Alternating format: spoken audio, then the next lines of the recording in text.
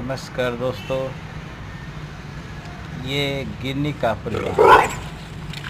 गिनी जो इसमें सबसे छोटी और वाइट वाली है, जो झुंड में है, ये वही है और इसी का छोटा मोटा परिवार है।